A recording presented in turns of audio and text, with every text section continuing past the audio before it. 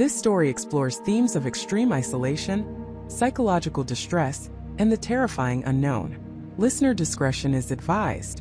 Imagine a place so far away, so utterly alien, that the very idea of reaching it was once confined to the wildest dreams of science fiction. A world bathed in the perpetual twilight of Jupiter's colossal shadow, its surface a frozen, shattered landscape of ice, scarred by untold millennia of cosmic bombardment. Beneath that crushing, miles-thick shell, however, lay a secret that had captivated humanity for generations. A vast, global ocean, warmed by tidal forces, a liquid heart beating in the cold vacuum of space. This was Europa, Jupiter's enigmatic moon, and for the past 3 years, it had been home to humanity's most ambitious endeavor, Europa Base. It was a beacon of hope, a monument to human ingenuity, a testament to our insatiable drive to explore and understand. 6 of the brightest minds on Earth, living in a pressurized habitat nestled deep within an ice cavern, drilling towards that subterranean sea, searching for the impossible. For 3 years, they had sent back a steady stream of data, images, and the mundane chatter of daily life in the most extreme environment imaginable. Then the messages stopped. Not suddenly, not with a catastrophic burst of static, but with a slow, creeping silence that began to stretch, day by agonizing day, from a few missed comms windows to an entire week of deafening emptiness. On Earth, at the Unified Space Command's Deep Space Communications Hub in Colorado, a chill settled over the operations floor that had nothing to do with the air conditioning. Every protocol was exhausted, every backup system checked, every possible explanation, solar flares, equipment failure, human error, was run through simulations again and again. Nothing. Europa Base was gone. Its crew of 6 presumed lost. The world mourned. Memorials were held. The mission was declared a tragic but heroic failure. And then, a full month after the last official transmission, a signal appeared. Not a strong, clear data burst, but a whisper, a ghost in the machine, barely discernible above the cosmic background radiation. It was faint, fragmented, and originating from exactly where Europa Base should have been. Dr. Jessica Miller, head of exoplanetary communications at Unified Space Command, was the first to detect it. She had been working late, long after the official stand-down, driven by a stubborn refusal to accept the silence. Her colleagues had packed up, moved on to other projects, but Jessica stayed, sifting through the noise, running old algorithms, hoping for a miracle. What she found was no miracle. It was a nightmare. The signal was a low-frequency data packet, not standard comms.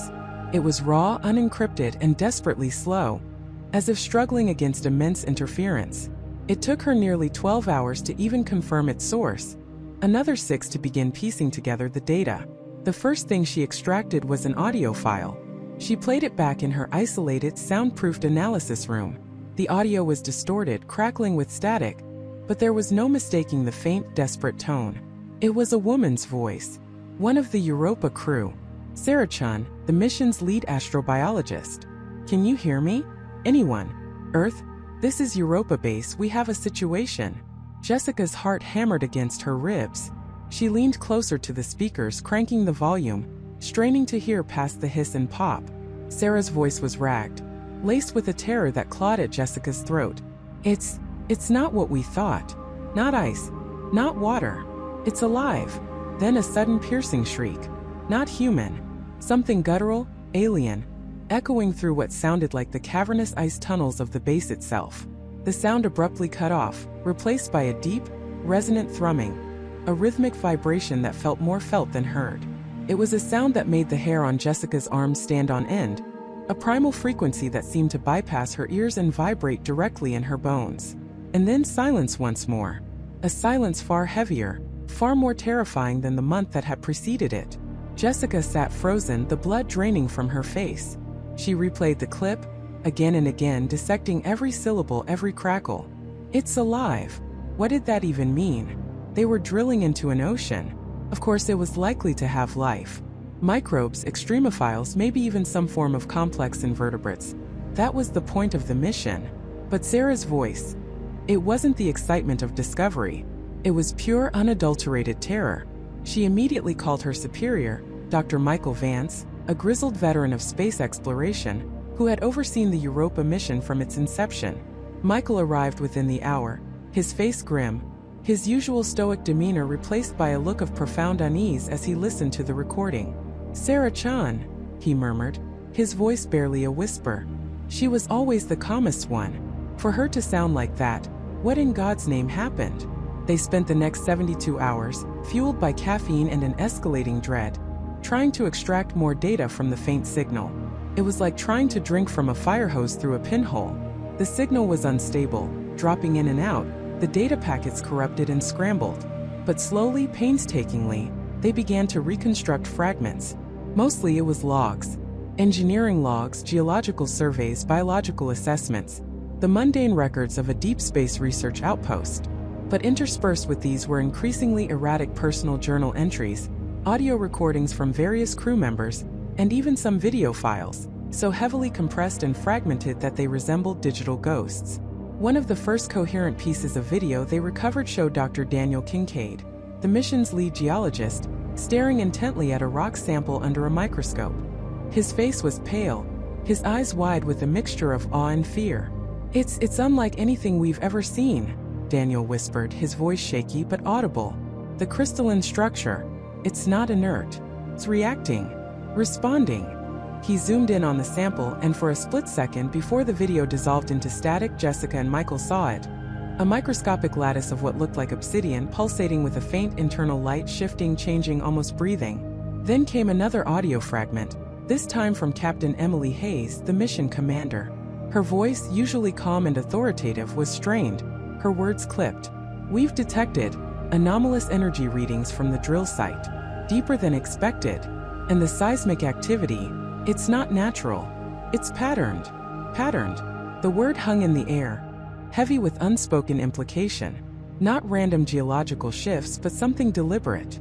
The more they pieced together, the more the picture shifted from a tragic accident to something far more sinister. The crew wasn't just lost. They were embroiled in something unfathomable. The logs began to detail equipment malfunctions that defied explanation, strange power fluctuations, and increasingly, reports of psychological distress among the crew. Hallucinations, paranoia, unexplained injuries. One audio entry from Dr. Chris Adams, the mission's medical officer, was particularly chilling. His voice was tight, almost a gasp. "Jessica, Michael, something is wrong with David. He's talking to it. He says it's beautiful. He says it wants us to understand." David Peterson was the mission's xenobotanist, a quiet, brilliant man with an almost childlike wonder for life in all its forms. The idea of him talking to what? And describing it as beautiful, sent a fresh wave of dread through Michael. They worked around the clock, the faint signal their only lifeline to a horror unfolding millions of miles away. Each recovered fragment was a puzzle piece, adding to a mosaic of escalating terror. This wasn't just a message, it was a plea, a warning, a final desperate cry from the edge of human comprehension. The signal itself was weakening, flickering like a dying candle. They knew their time was running out. Whatever power source was still clinging to life at Europa Base, it wouldn't last much longer. This wasn't just the last message because of lost contact. It was the last message because whatever was happening on Europa was actively consuming the base, silencing its crew, erasing its very existence. They finally managed to stabilize a continuous, albeit still heavily degraded, video feed. It was from the habitat's main observation deck, looking out into the ice cavern. The first thing they noticed was the dim, pulsing light emanating from the drill shaft, casting long dancing shadows that seemed to writhe and stretch against the cavern walls. It was the same light Daniel Kincaid had observed in his rock sample, magnified 1,000,000 times. Then they saw a figure. It was difficult to make out through the interference, but it appeared to be Captain Emily Hayes, standing alone, her back to the camera, staring into the depths of the shaft. She was motionless, almost statue-like. The rhythmic thrumming sound from Sarah Chin's initial audio clip was now audible, stronger, vibrating through the video feed itself. It was coming from the light, from the drill shaft, from whatever was down there. Suddenly, Emily slowly turned. Her face was obscured by shadow and static, but her posture, the way her head tilted slightly, was wrong. Her movements were too fluid, too deliberate, almost predatory. And then, as the video flickered, they saw her eyes, or what they thought were her eyes.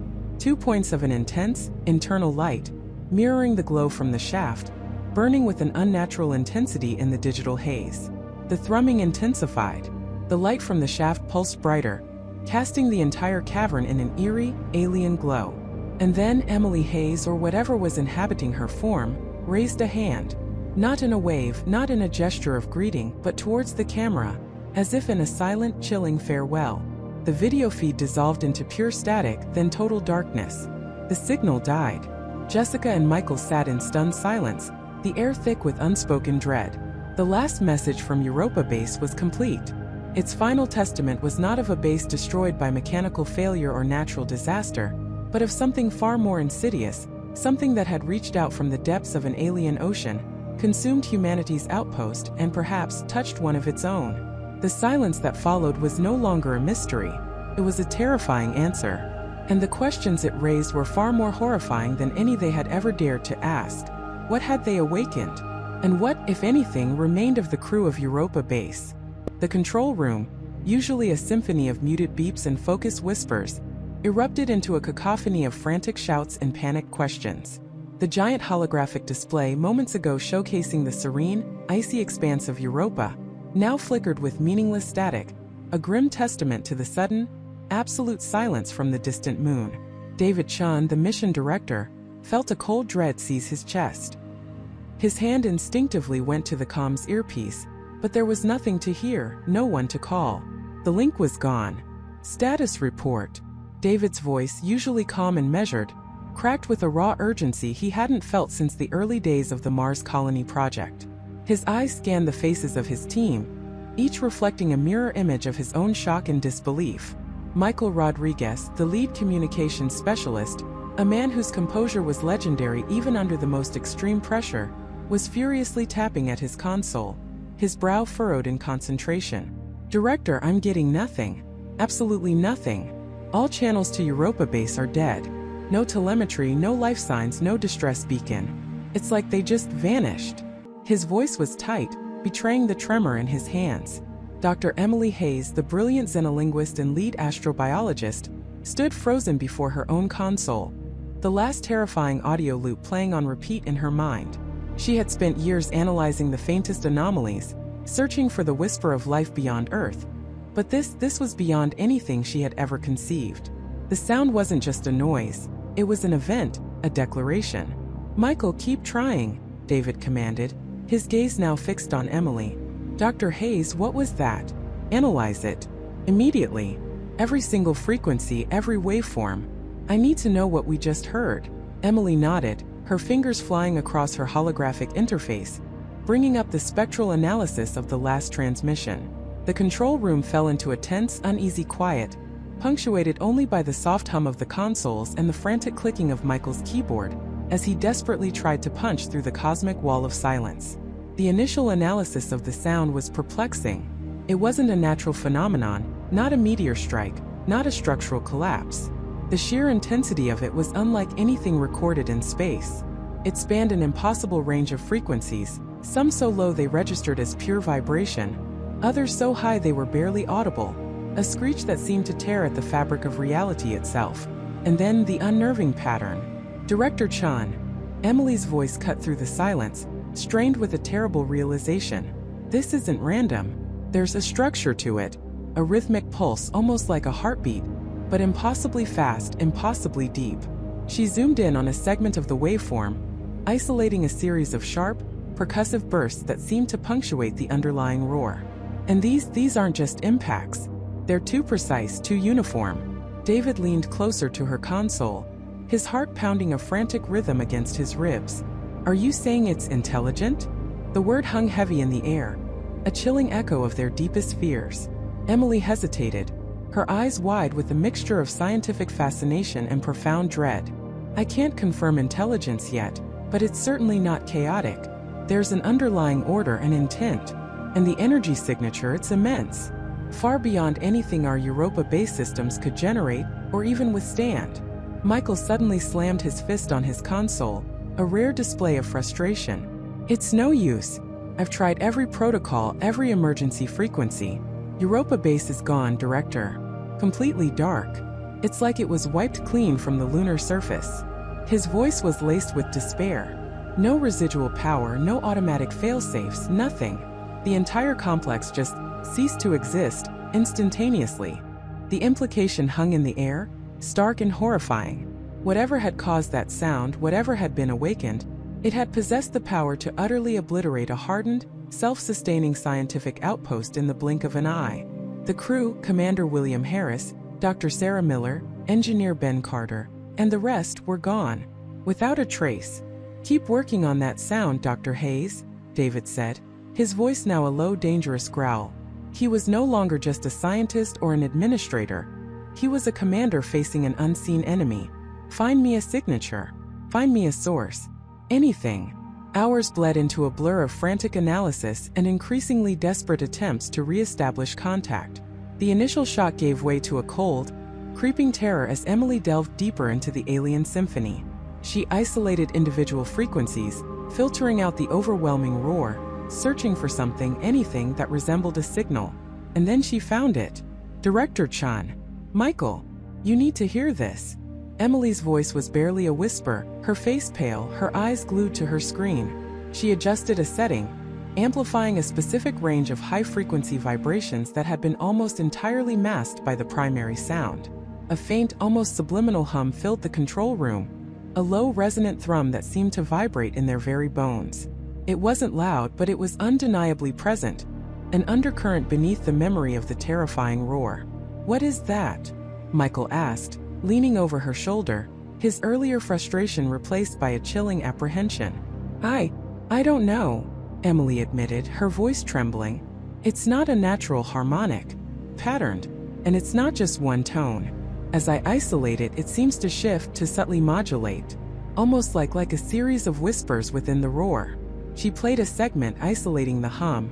It was intricate, complex, a tapestry of faint, overlapping frequencies. David felt a primal chill snake down his spine. "Whispers? Are you suggesting it's communicating?" "It's certainly attempting to convey information," Emily clarified, her scientific rigor battling with her growing terror. "The complexity, the internal consistency, it's far beyond anything random. It's a language, Director. An utterly alien language, embedded within that monstrous sound." The idea was almost too much to bear. Not only had something been awakened, something powerful enough to annihilate Europa Base, but it had spoken, and its voice was the very sound of their destruction. "Can you translate it?" Michael asked, though the question felt absurd even as he said it. Emily shook her head slowly. "Not immediately. It's unlike any known linguistic structure, terrestrial or theoretical. But the fact that it exists, that it possesses such intricate patterning, it confirms intelligence. And a terrifyingly advanced one." David ran a hand over his face, the weight of the universe suddenly pressing down on him. "So, we have an intelligent, immensely powerful entity on Europa that just wiped out our most advanced outpost, and it spoke to us as it did so. What did it say, Emily? What was its last message?" Emily continued to manipulate the sound, isolating various layers of the whispers. As she did, a new, even more disturbing detail emerged. The patterns, initially seeming uniform, began to reveal subtle variations, almost like echoes. "Director, there's something else," she said, her voice barely audible. "These whispers, they're not static. They're changing, as if the sound itself is evolving, adapting. And some of the modulations, they seem to be reacting to our own frequency attempts." Michael's head snapped up. "Reacting? You mean it might have been listening to us before the transmission cut out? To our attempts to hail Europa Base?" A cold, hard knot formed in David's stomach. The thought was horrifying. If this entity could not only speak but also listen and adapt, then their understanding of the situation was catastrophically inadequate. They weren't just dealing with a raw, destructive force. They were dealing with a mind. "It's possible," Emily confirmed, her eyes wide with a dawning, terrible understanding. "The subtle shifts in frequency, the way certain patterns emerge after our own hailing sequences, it's almost as if it was mirroring us, or perhaps learning from us." The silence that followed this revelation was even heavier than the one from Europa Base. The implications were staggering. This wasn't an accident. This wasn't just a creature. This was an entity that could observe, process, and potentially respond. And its response had been the annihilation of their base. David felt the immense pressure of their isolation. No one on Earth knew the true horror unfolding. The public still believed Europa Base was a beacon of scientific discovery. He had to make a decision, and quickly. Michael, keep trying to re-establish contact, no matter how futile it seems. Emily, focus entirely on that sound. Find me anything that resembles a threat, a warning, or even an invitation. We need to understand what we're up against. David paused, his gaze sweeping over the grim faces of his team. And keep this information compartmentalized. For now, only this room knows the true nature of what happened. Just as David finished speaking, a faint, almost imperceptible flicker appeared on Michael's console. It was a single corrupted data packet, barely a ghost, pushed through the cosmic noise in the last nanoseconds before Europa Base went completely dark. Director, I think I got something, Michael stammered, his eyes glued to the flickering data. A residual burst. Highly corrupted, almost unreadable. But it's a data packet from Europa Base, from the very last moments. Hope, fragile and terrifying, flickered in David's eyes. Can you recover anything, Michael? Anything at all? Michael began to work feverishly, his fingers flying across the holographic keyboard, attempting to reconstruct the fragmented data. The packet was minuscule, barely a whisper of information, but it was something. It was a thread, however thin, back to the horror they had just witnessed. After several agonizing minutes, a distorted image began to resolve on Michael's secondary monitor. It was grainy, almost entirely static, but it was undeniably a visual feed. A camera inside Europa Base. The image was dark, flickering with interference, but then, for a fraction of a second, a shape emerged from the gloom. It was indistinct, blurry, but large, immense, and it was moving. Then the image dissolved back into static, the data packet exhausted, the connection gone forever. But for that fleeting moment they had seen it. A glimpse of the thing that had ended Europa Base. And what they saw was not a monster in the traditional sense, not some grotesque beast. It was something far more unsettling. A form that defied easy categorization. A presence that radiated an unnatural pressure, even through the corrupted pixels. The control room was utterly silent now. The only sound the shallow, ragged breathing of the team. They had their answer, or at least the beginning of one. The questions, however, had multiplied, growing darker, more profound. What was that shape? What did it want? And if it had delivered a message, a silent, terrifying communication embedded within the roar of destruction, what horrors lay encoded within its alien whispers? The last message from Europa Base was not just a sound. It was an enigma, a prophecy, and a chilling invitation to a truth they were utterly unprepared to face. The journey into the unknown had just begun, and it promised to be a descent into madness. The journey into the unknown had just begun, and it promised to be a descent into madness. The air in the deep space communications hub hung heavy and silent, thicker than the vacuum it had just traversed. Commander David Miller, his face a mask of bewildered horror, stared at the console, a single bead of sweat tracing a path down his temple. Around him, the other technicians and analysts were frozen, their hands still hovering over touchscreens, their eyes wide with a shared, unspoken dread. The last whisper of the signal had faded, but its echo resonated in their very bones, a cold, alien presence that had breached the sanctity of their control room. It was impossible to process, yet undeniably real. Dr. Eris Thorne, the lead xenolinguist and astrophysicist, was the first to stir. His fingers, usually nimble and precise, trembled as he reached for the playback button. "Run it again," he commanded, his voice hoarse, barely a whisper against the oppressive silence. "From the top. Loop it." The room remained still as the chilling sequence unfurled once more. First, the profound, almost tangible silence of deep space. Then the sudden, precise burst of what sounded like an orchestral tuning fork, but multiplied 1,000-fold. A series of incredibly pure, high-frequency tones, perfectly spaced, mathematically precise, creating a melody that was both hauntingly beautiful and utterly alien. Beneath this intricate sonic tapestry, a low, resonant hum began to emerge, growing steadily. It wasn't static, it was too regular, too structured, a vibration that seemed to pluck at the very fabric of reality, shaking the room despite its lack of physical presence. And then, cutting through the calculated perfection, the distortion, a human voice, raw with terror, screaming a single guttural word repeated twice, before being swallowed by an abrupt, tearing sound like fabric ripping in a void. Then nothing. Just the silence, heavier, more profound than before. Dr. Lena Hansen, a data integrity specialist known for her unflappable demeanor, ran a hand through her short, practical brown hair. Her face, usually a picture of focused concentration, was pale. "Eris," she began, her voice strained. "What in God's name was that?" Eris didn't answer immediately. He was already leaning over the main console, his eyes scanning the spectral analysis rolling across the screens. "The tones," he murmured, more to himself than to Lena. "They're perfect. Too perfect. Each frequency is a prime number harmonic. It's a mathematical signature. Not random. Not natural." He traced a line on the screen. "And that hum. It's not a background noise. It's embedded. It has a structure." "And the voice?" Lena pressed, her gaze fixed on the timeline display where the distorted spike of human audio had appeared. "Can we clean it up? Run a forensic filter, isolate it." "Already on it," Eris replied, his fingers flying across the holographic interfaces. He selected a series of algorithms, running them in parallel. The team watched, breathless, as the waveform for the human vocalization began to resolve. Incrementally, agonizingly, the thick shroud of distortion peeled back, layer by agonizing layer, revealing the raw terror beneath.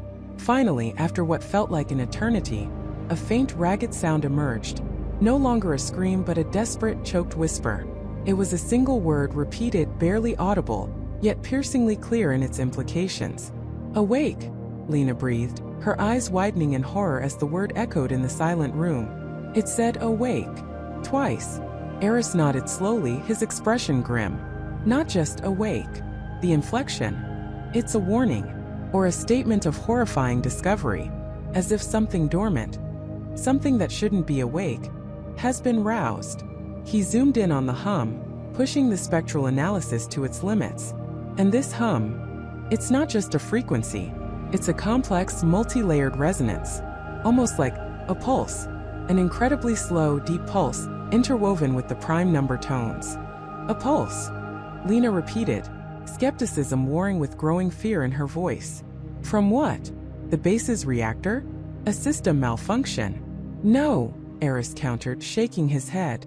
"It's too organic yet too precise. It doesn't match any known engineering signature from Europa Base.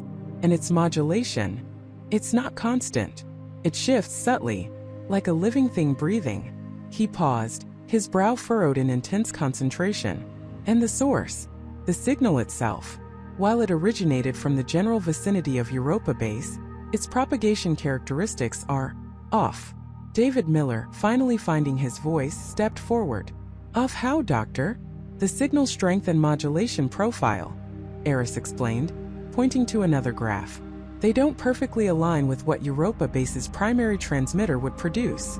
It's close enough that we initially logged it as a standard transmission, but the deviation is significant, almost as if it was rerouted or amplified by something else entirely, or perhaps not transmitted via their standard array at all." Lena pulled up a comparison overlay, pitting the incoming signal's characteristics against known Europa-based transmission data. "He's right," she confirmed, her voice laced with disbelief. "The carrier frequency has a slight, almost imperceptible wobble, a micro-oscillation that isn't present in any of Europa's previous transmissions. And the power output signature is inconsistent. It fluctuates in a way that suggests a non-standard power source, or an intermittent, unstable one. So it wasn't just a distress call from the base," Miller summarized, his face paling further. "It was, what? A recording of something they found? Transmitted by something else?" "That's one possibility," Eris said, his eyes still glued to the data. "Or, more chillingly, it was transmitted through the base's systems but not by the crew. As if something else took control, used their technology to send its own message. Or a message about itself." He gestured to the prime number tones. "This isn't a random sequence. It's a deliberate, complex communication. And the hum, it's not just background noise. Lena, run a pattern recognition algorithm on that hum. Focus on the micro-fluctuations."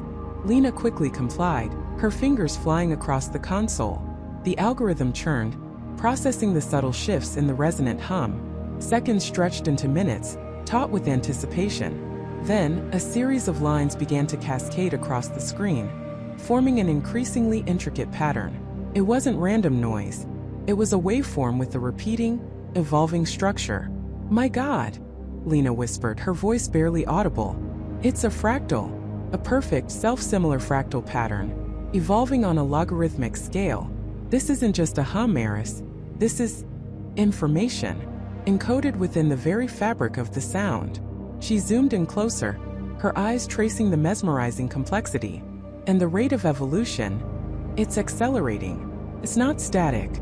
It's changing, growing, as if it's describing something dynamic." Eris stared at the fractal pattern, a profound sense of awe and dread washing over him. A fractal that evolves, and the prime number tones, and a voice screaming, "Awake." This isn't a distress signal. This isn't a cry for help. This is a deliberate, meticulously crafted message.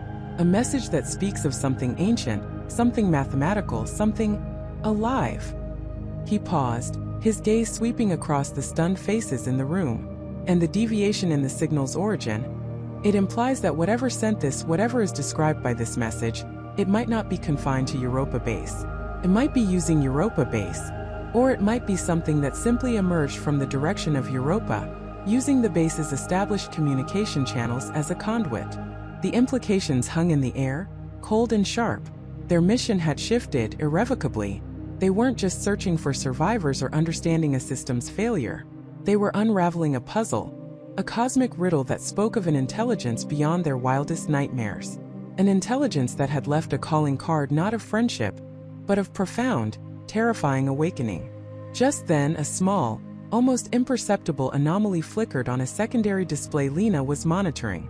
It was a faint, almost ghost-like echo of the original signal, detected not from Europa, but from a point much closer to Earth. An echo that shouldn't exist, not with that kind of fidelity across such a vast distance. It was too weak to be a primary transmission, too perfect to be random interference. It was as if the original message had left a faint, lingering trace, a spectral afterimage, much closer than physically possible. "Eris," Lena's voice was barely a breath, her fingers trembling as she highlighted the anomaly. "Look at this. A faint residual signature.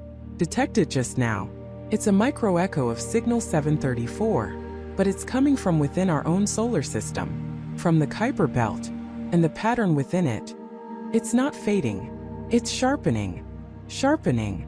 Dr. Eris Thorne leaned forward, his eyes fixed on Michael Chen's screen, the faint glow reflecting the sudden tension in the room. The word hung in the air, heavy with implications that went far beyond a mere technological anomaly. Fading, decaying signals were the norm in deep space. Sharpening meant something else entirely. It meant intent. It meant focus. "Yes, Doctor," Michael confirmed, his voice a tight whisper, fingers flying across his console. "The frequency coherence is tightening. The amplitude modulation is becoming more defined. It's like watching a blurry image come into perfect focus, pixel by pixel. And the source, it's definitely the Kuiper belt. No margin for error now. Quadrant Gamma 7, approximately $50 from the sun." Captain Eva Rostova, who had been observing from the back, stepped forward, her expression grim. "The Kuiper belt? Michael, are you absolutely certain? There's nothing out there. No known human installations, no probes that could generate something like this, certainly nothing capable of echoing an interstellar signal with such fidelity." Her practical mind immediately sought a logical, earthbound explanation, but the data, even as Michael spoke, seemed to defy it. "Certain, Captain," Michael insisted, his gaze unwavering from the complex algorithms unfolding before him. "The spectral analysis is unequivocal. And the signature, it's not just an echo. It's a retransmission. A deliberate one. The specific encoding sequence of signal 734 is being reconstructed, not merely reflected. And some elements are new." Eris felt a cold knot tighten in his stomach. Signal 734. The interstellar beacon that had captivated humanity for decades. A complex burst of mathematical elegance from a distant star system. A tantalizing whisper from the void. Europa Base had been built, in part, to study its lingering effects, its potential implications beyond Earth's protective magnetic field. But a retransmission from within their own solar system, from the desolate, icy expanse of the Kuiper belt? It was a seismic shift in understanding. New elements? Eris pressed. his scientific curiosity battling with a growing sense of profound unease. Describe them, Michael. The primary structure of 734 is there, Doctor. The prime number sequences, the nested fractals. But overlaid or perhaps interwoven are additional pulse patterns. They're subtle, almost subliminal, but they're building. They weren't present in the original 734 data we have archived. It's as if someone is adding to it, or clarifying it. Jessica Riley, the communications specialist, pulled up a holographic display, projecting the evolving waveform into the center of the command center. The intricate pattern shimmered, a living tapestry of light and shadow, growing sharper, clearer, undeniably more. Look here, she pointed, her finger tracing a particularly intricate lattice of pulses. This specific grouping of frequencies, it's forming a repeating motif. It's not random noise. It's too structured, too intentional. Intentional, Eva murmured, the word echoing Eris's earlier thought. Who or what could be intentional in the Kuiper belt? And why would they retransmit signal 734, of all things? Why not send their own message? Perhaps this is their message, Captain, Eris suggested, his voice low, almost a whisper. Perhaps they are using 734 as a Rosetta Stone, a common language to build upon, to show us they understand it, to show us they are here, and listening. The implications were staggering. If something or someone was not only present in the Kuiper belt but also actively engaging with an interstellar signal, understanding its complex structure, and then adding to it, it meant a level of intelligence and technological capability that dwarfed anything humanity possessed for deep space operations. And it had been hiding silently, in their own cosmic backyard. Can we pinpoint the source more accurately? Eris asked, tearing his gaze from the hypnotic waveform. Is it a single point? A large object? A structure? Michael shook his head slowly. Not yet, Doctor. The Kuiper belt is vast. The signal is coherent, but the sheer distance and the interference from countless icy bodies make precise triangulation difficult. It's coming from a general region, a volume of space, not a single point source. But it's narrowing. The sharpening isn't just about the signal's internal structure. It's about its spatial focus as well. It's like a beam, not a broadcast. A beam, Eva repeated, a new worry etching itself onto her face. Directed at us. The trajectory is inbound, Captain, Jessica confirmed, her fingers flying across her own console, pulling up orbital data. The vector indicates a direct path towards the inner solar system, toward Earth. A collective gasp, almost imperceptible, rippled through the command center. The scientific fascination, for a moment, was eclipsed by a primal fear. A directed signal, from an unknown intelligence, in the Kuiper belt, and it was aimed at home. Eris felt a surge of adrenaline, cold and sharp. This wasn't just a scientific discovery. It was an existential event. Michael, Jessica, I need every scrap of data on this. I want real-time spectral analysis, frequency decomposition, pattern recognition algorithms running non-stop. Every nuance, every shift. Eva, I need you to initiate a full planetary defense alert, low level for now, but be ready to escalate. And I need a secure channel to Earth to command. This cannot wait. Eva nodded, her military training kicking in, transforming her worry into resolute action. Understood, Doctor. But what do we tell them? That we've found something in the Kuiper belt that's echoing an alien signal, and it's aimed at Earth. Tell them the truth, Captain, Eris said, his voice firm despite the tremor he felt deep inside.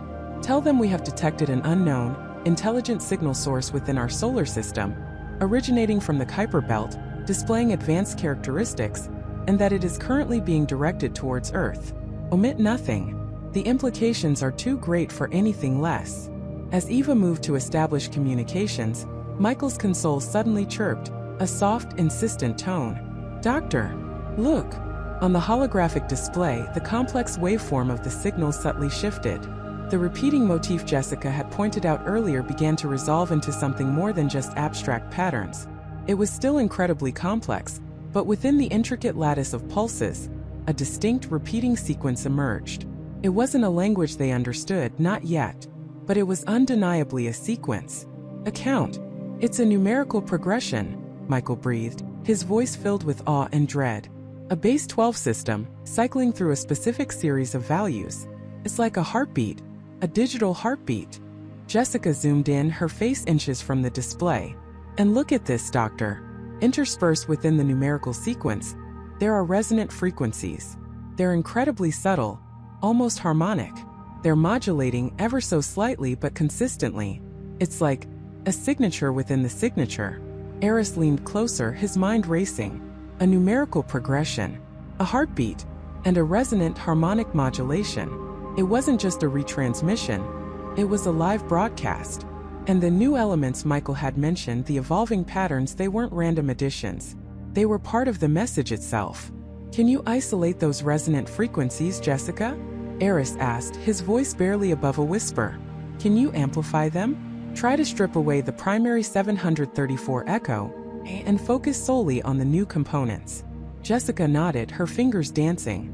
The holographic display flickered, then began to reconfigure, the complex waveform of signal 734 fading slightly, pushed into the background, while the new subtle patterns were brought to the forefront, amplified. What emerged was both breathtaking and terrifying. The numerical progression continued, steady and relentless. But the resonant frequencies, now isolated and amplified, began to coalesce. They weren't just harmonics. They were complex, overlapping tones. And as Jessica fine-tuned the filters, a sound began to emerge from the speakers. It was faint at first, a low guttural thrumming, a deep vibration that seemed to resonate not just in the air, but in their very bones. It wasn't music, not in any recognizable sense. It was more like a sustained chord, incredibly deep, almost infrasonic, yet with higher discordant overtones shimmering around it. It was alien, ancient, and undeniably alive. Then within the thrumming, a new element began to resolve. A series of distinct short bursts of static, like sharp irregular clicks that punctuated the low hum. They were incredibly precise, almost rhythmic. Doctor, Michael said, his voice strained. The clicks, they're not static. They're a form of data burst. And the pattern, it's repeating. A very short, specific sequence of bursts, then the low hum, then the bursts again. Eris listened, the alien sound filling the silent command center. The deep thrum, the sharp, deliberate clicks. It was a language, perhaps, or a warning, or something far more profound. Can you transcribe the pattern of those bursts, Michael? Eris demanded, his mind racing, trying to find a parallel, a context for this unprecedented event. Convert them into a visual representation, something we can analyze. Michael worked furiously, pulling up a new display. The clicks, once translated into a simple binary representation, began to form a sequence of dots and dashes, a strange kind of cosmic Morse code. It was short, only a few repeated characters. But as he repeated the analysis, a chilling realization dawned on him. Doctor, the pattern of the bursts, Michael stammered, his eyes wide, fixed on the screen. It's not random. It's a very specific sequence, and it's repeating itself over and over within the signal. It's a distress signal, a universal distress signal. The low thrumming continued, the clicks like an alien heart pumping out a desperate plea. And then, as if the signal itself was responding to Michael's realization, the pattern of the clicks subtly changed. The repetition remained, but the rhythm shifted, becoming more urgent, more frantic. And the deep, resonant thrum beneath it, it began to waver, to rise and fall, almost like a moan. Jessica's voice was barely a whisper. No, it's not just a distress signal. The modulation, the sound of it, it's evolving. It's becoming more complex. It's not just sending a distress signal, it's sending a message. Eris felt a cold dread seep into his bones. A distress signal from the Kuiper Belt, echoing an interstellar beacon, and now evolving into something more. Something that sounded terrifyingly like a cry for help, a cry that was growing louder, more desperate, with every passing second. And it was aimed directly at them. The silence that followed was heavier than the crushing pressure of Europa's ocean. It wasn't just the absence of sound, but the sudden terrifying realization of what they had just heard. A cry for help, from the Kuiper Belt, aimed at them. Jessica, usually so composed, was the first to break it, her voice a strained whisper. A cry for help? Dr. Vance, are you certain? Eleanor, her eyes still fixed on the scrolling spectrogram, nodded slowly. The pattern evolution, Jessica. The increasing urgency in the modulation. It's no longer just a complex beacon. It's an appeal. A desperate one. David, ever the pragmatist, stepped forward, his brow furrowed. An appeal from what? A lost probe? A geological anomaly? There's nothing out there that could need help, let alone know how to ask for it, and then target us specifically. His voice held a tremor of disbelief, a stark contrast to his usual calm authority. That's the question, David, Eleanor said, turning from the console, her gaze sweeping across the tense faces of her team. And it's the most important question humanity has ever faced. This isn't just about discovery anymore. This is about contact, and potentially about survival. Michael, who had been quietly observing from the back, finally spoke, his deep voice cutting through the tension. Survival, Doctor? What are we talking about here? A threat? Or a rescue mission? He instinctively placed a hand on the sidearm holstered at his hip, a gesture that felt profoundly out of place in their gleaming high-tech lab. We don't know, Michael. That's the terrifying part, Eleanor admitted, rubbing her temples. But the signal isn't just intensifying. It's becoming more intricate, more refined, as if it's learning our parameters, our limitations, and tailoring its message for optimal reception. Jessica leaned back into her console, fingers flying across the holographic interface. The frequency bands are shifting, Doctor. It's adapting to our atmospheric interference, cutting through the noise. It's almost like it's trying to be as clear as possible. Clear about what? David pressed, his voice taut. Can we translate it? Can we understand the actual words? Eleanor shook her head. Not words, not yet. It's still a complex sequence of mathematical primes and nested fractal patterns. But the emotional resonance, the urgency, that's undeniable. It's like listening to a symphony of despair. And it's getting louder. Much louder. The hum of the lab equipment, usually a comforting backdrop, now felt oppressive, amplifying the silence between their pronouncements. The weight of the unknown pressed down on them. They were a tiny outpost on a moon orbiting a gas giant, billions of kilometers from home, and the universe had just shouted for help directly into their ears. What do we do? Jessica asked, her voice barely above a whisper. Do we respond? Do we send a message back? Eleanor hesitated. Sending a blind reply could be catastrophic. We don't know who or what is on the other end. We need more data. We need to understand the nature of the help being requested. Is it a distress signal from a craft? A plea from a dying civilization? Or something far more abstract? Or a trap? Michael interjected, his eyes narrowed. A sophisticated lure. A valid concern, Michael, Eleanor conceded. But the sheer complexity, the energy required to broadcast a signal of this magnitude from the Kuiper Belt, it suggests a sender with capabilities far beyond anything we understand. And the desperation, it feels genuine, primal. She walked back to the main display, zooming in on the real-time analysis of the incoming signal. The patterns were indeed becoming clearer, the nested fractals resolving into more discernible structures. It was like watching a blurry image slowly come into focus. It's not just a cry for help, Eleanor murmured, tracing a finger across the holographic display. It's also a warning. Do you see this oscillation here within the primary frequency? It's a rhythmic disruption, almost like a pulse. But it's not part of the help message itself. Concurrent. An overlay. David leaned over her shoulder, his eyes scanning the data. A warning? About what? The help it needs? Or something else entirely? Precisely, Eleanor said, her voice growing distant, lost in thought. It's a secondary message, almost subliminal. It transmits a sense of extreme peril, not just for the sender but for anyone who might receive it. For us. Jessica gasped softly. So it's saying, help me, but be warned, helping me might destroy you? Or, help me because what's threatening me will threaten you too, Eleanor corrected, a chill running down her spine. The patterns of this secondary overlay, they're unique. They don't match any known natural phenomena. They don't even match the primary help signal's structure. She manipulated the controls, isolating the warning overlay. On the screen, the complex fractals of the help signal receded, replaced by a stark, repetitive sequence of pulses. It was simple, almost primitive, yet profoundly unsettling. It reminded her of an ancient alarm bell, ringing across the void. What if we're misinterpreting it? David suggested, trying to inject a note of scientific skepticism into the rapidly escalating situation. What if it's just background noise, or a byproduct of the primary transmission? The precision of the modulation, David rules that out, Eleanor stated firmly. This is deliberate. This is encoded. And it's meant to convey danger. She paused, her eyes narrowing as a new thought struck her. Wait a minute. The pulse sequence. It's not random. It's a countdown. The words hung in the air, heavy and ominous. A countdown. A countdown to what? Michael asked, his hand now resting more firmly on his weapon. Eleanor zoomed in further, isolating the repetitive pulse. The rhythm was indeed precise, a steadily decreasing interval between each beat.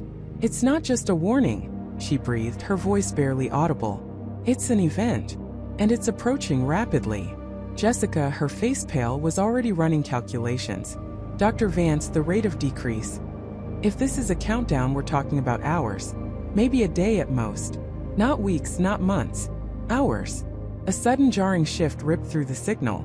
The rhythmic warning pulse, which had been steadily decreasing, abruptly flatlined for a fraction of a second, then resumed, but with a horrifying new characteristic. It was no longer a simple pulse.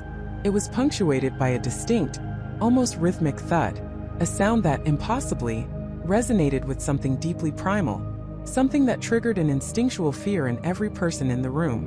What was that? David demanded, his voice strained. The signal just changed. It's not just a countdown anymore.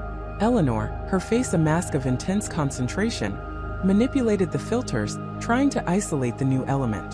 The thud wasn't a static sound. It was dynamic, evolving.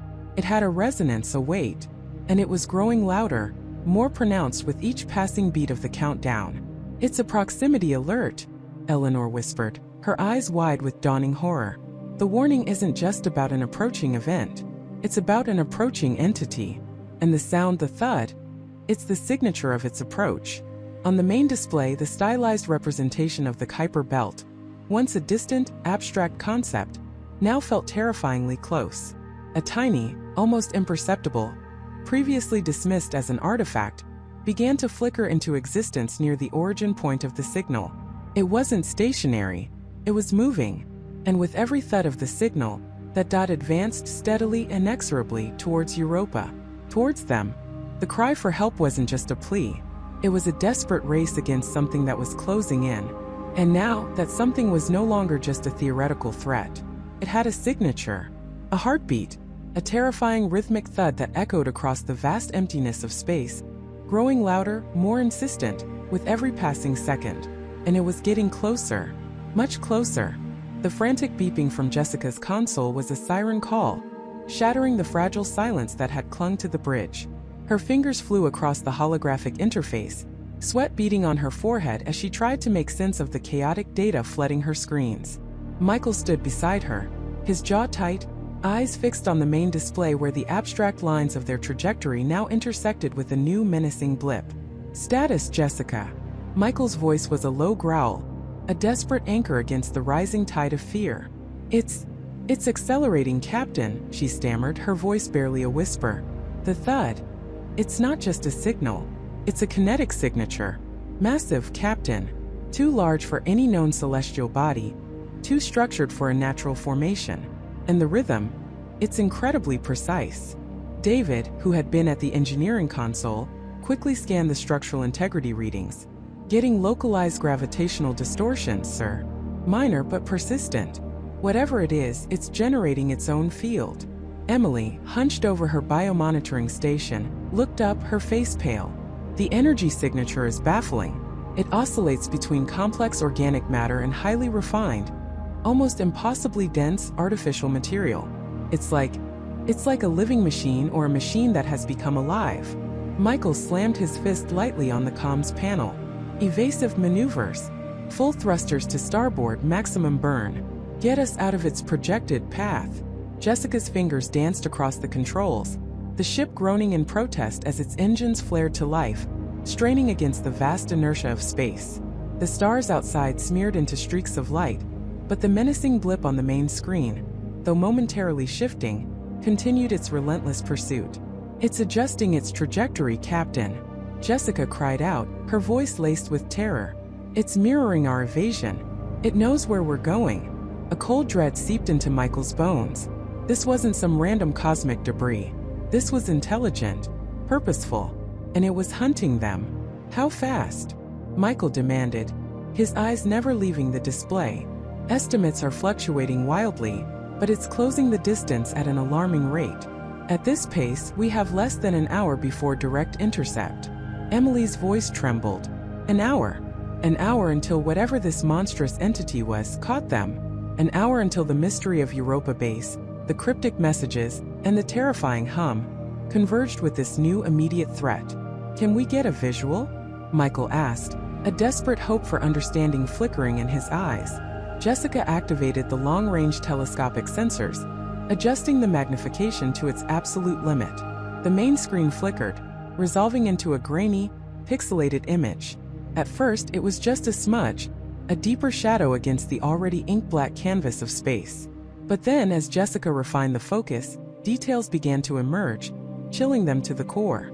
It wasn't a ship in the traditional sense. It was colossal, dwarfing their vessel by magnitudes.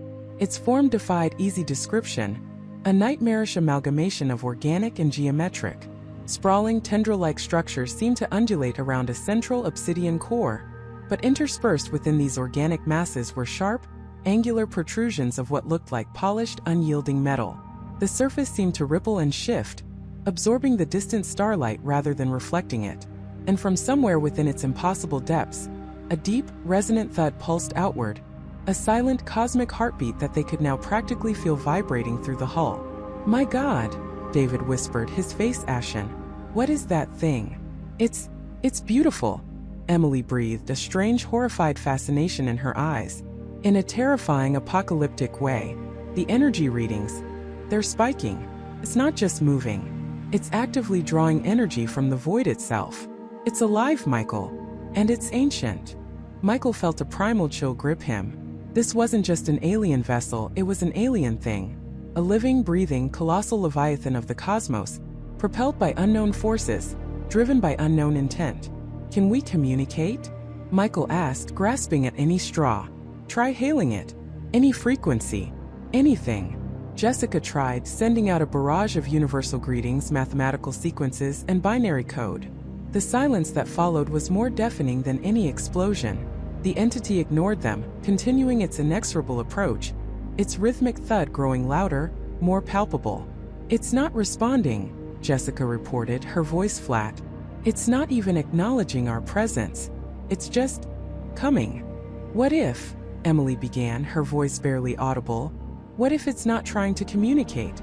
What if it's just moving to its destination and we're simply in the way? Then why is it mirroring our evasive maneuvers?" David countered, his hand instinctively going to the emergency power conduits. "It's not just moving, it's tracking us." Michael's mind raced, trying to connect the dots. The eerie hum from Europa Base, the fragmented messages, the sudden silence, and now this monstrous entity. What was the connection? "Pull up the last coherent data burst from Europa Base, Jessica," Michael commanded. "The one with the distorted audio. Amplify any background noise, filter for patterns." Jessica quickly complied, the static-laced audio filling the bridge once more. They listened intently, the desperate voice of Commander Miller echoing through the speakers. "It's here. The hum. It's getting louder. The ground. It's vibrating. Not a tectonic event. It's coming from below, from the core." Suddenly, Emily gasped. "Wait, play that again, Jessica. The very end." Jessica rewound the audio, isolating the last few seconds. Amidst the increasing static and Commander Miller's fading cries, a new sound emerged, barely perceptible, obscured by the chaos. It was a low, resonant thud, rhythmic, insistent, the same rhythm they were now experiencing through the ship's hull. "The thud," Emily whispered, her eyes wide with dawning horror. "It was there, at Europa Base, before the silence, before they went dark." A terrifying realization dawned on Michael. The hum, the vibration, the thud. It wasn't just a signal from Europa Base. It was the sound of something at Europa Base. Something that had been there or emerged from there, and was now making its way across the void. And it was coming for them. It didn't just silence Europa Base, Michael said, his voice grim. It consumed it. Or it came from it. And now it's following the trail. Our trail. David slammed his fist on his console. So we're not just in its way. We're a target. Or worse, a tracking beacon. Whatever happened at Europa Base, this thing is looking for something, and maybe we just picked up its scent. The ship shuddered violently, a distant alarm blaring. Localized gravitational spikes, David yelled. It's getting closer. The distortion field is intensifying. On the main screen, the monstrous entity had grown significantly larger, its impossible form filling more of the view. The tendrils seemed to pulse with a faint, inner light, and the geometric protrusions now resolved into what looked like colossal, unblinking eyes, or perhaps sensors, fixed directly on their ship. The rhythmic thud was no longer just a sound. It was a physical force vibrating through their very bones, rattling the ship's structure. It's slowing down, Jessica reported, her voice laced with confusion. But it's not stopping. It's settling into position. It's not going to collide with us, Captain. It's going to intercept us. Michael stared at the screen, the image of the colossal alien entity now terrifyingly clear. It wasn't a chase anymore. It was a rendezvous, a forced one, and its purpose remained a chilling enigma. Can we outrun it? Michael asked, a desperate plea in his voice. Jessica shook her head, tears welling in her eyes. No, Captain. It's too big, too powerful. Our thrusters are at maximum. We're holding course, but it's just matching us. Like we're caught in its wake. There's no escape. The rhythmic thud intensified, resonating through the entire ship, a deep guttural sound that seemed to emanate from the very fabric of space. It was no longer a distant threat. It was an immediate, overwhelming presence. And then from the depths of the monstrous entity, a new phenomenon began to manifest. Faint ethereal streams of light began to emanate from its surface, coalescing into what looked like shimmering, almost liquid tendrils of pure energy, reaching out across the void. What is that? Emily gasped, pointing a trembling finger at the screen. It's not an attack, not a weapon signature. It's an energy transfer, a connection. As the luminous tendrils extended, they seemed to home in on their ship, like spectral fingers reaching for them across the dark expanse. The ship's internal systems flickered wildly, alarms screaming as power surged and drained erratically. We're losing power, David yelled, struggling with his controls. Main reactor showing critical fluctuations. It's draining us. It's trying to plug in. Michael watched, horrified, as the first of the shimmering tendrils made contact with their ship's hull, not with an impact, but with a silent, terrifying embrace. A low hum, different from the Europa Base signal, but equally unsettling, filled the bridge as the ship groaned under the strain. The main screen flickered, and for a split second, the image of the colossal entity seemed to bleed into the ship's own diagnostic readouts, overlaying them with alien symbols and patterns that defied human comprehension. They were no longer just being pursued, they were being absorbed, and as the tendrils locked onto their vessel, the rhythmic thud from the monstrous entity shifted, accelerating, growing louder, more triumphant. It was no longer a heartbeat, it was a drum solo, a prelude to something unspeakable, and they were caught in its terrifying, relentless rhythm. The very air around them began to vibrate, a low guttural hum that burrowed into their bones, rattling teeth, blurring vision. It wasn't just audible, it was a physical assault.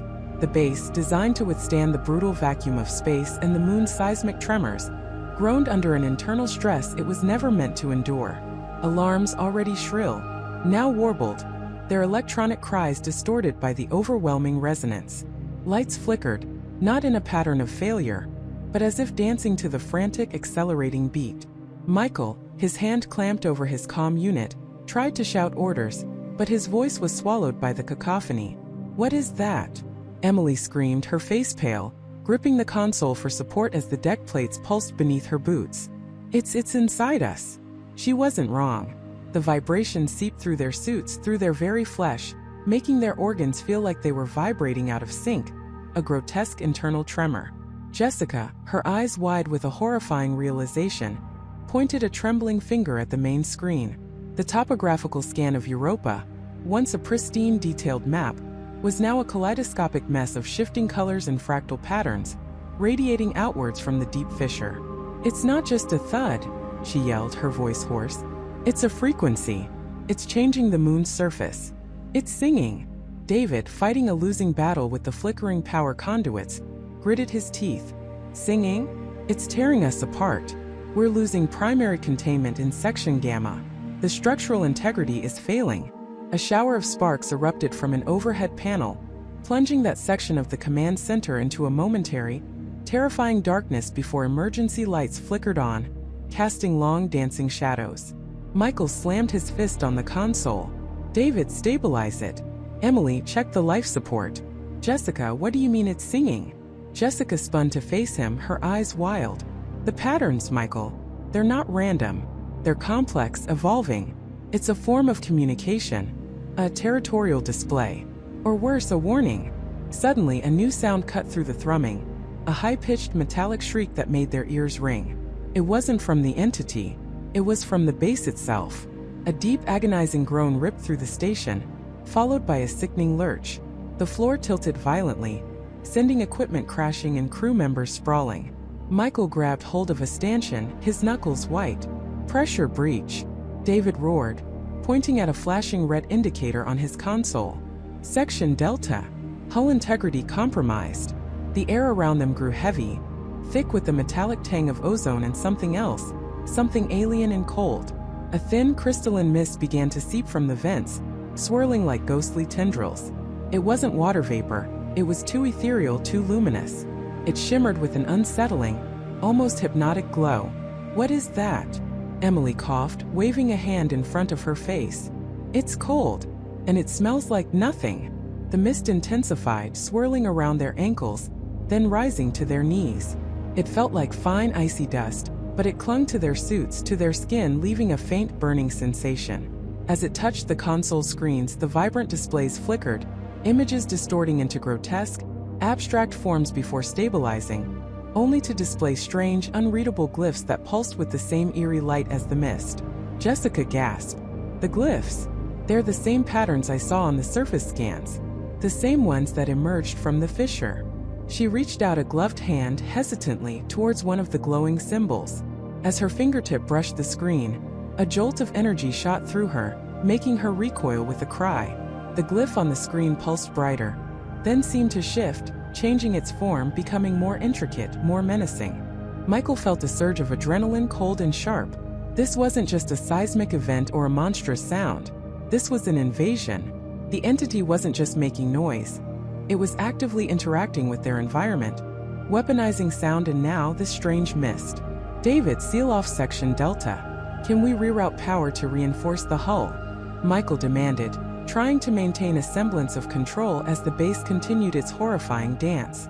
David shook his head, his face grim. "The system's fighting itself, Michael. The resonance. It's interfering with the base's internal algorithms. It's like the structure is rejecting its own programming. I can't get a stable lock on any primary functions. It's corrupting us from the inside out." The singing from Europa intensified, a deafening crescendo that made the very air vibrate with such force that it became difficult to breathe. The crystalline mist thickened, swirling into miniature vortices that danced around them, reflecting the distorted emergency lights. It felt like being caught in a blizzard of frozen, glowing particles. Emily, hunched over a diagnostics panel, suddenly cried out, "Michael, life support is critical. The atmospheric processors are failing. And the air composition is changing. There's an unknown element being introduced." Michael's blood ran cold. An unknown element. The mist. Was it breathable? Was it toxic? Or something far worse?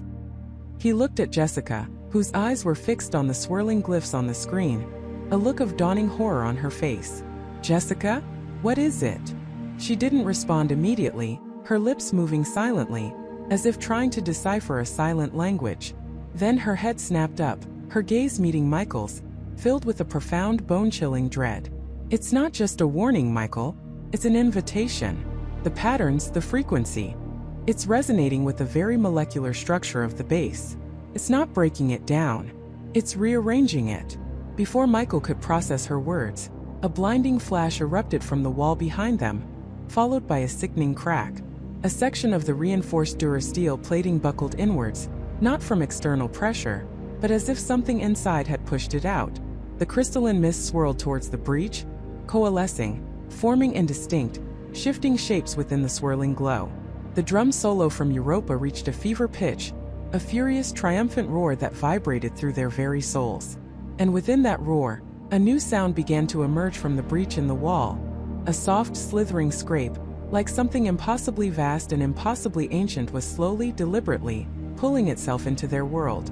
The air grew colder, the light from the mist pulsed faster, and the glyphs on the screens writhed as if alive, no longer just symbols, but windows into a nascent, alien consciousness.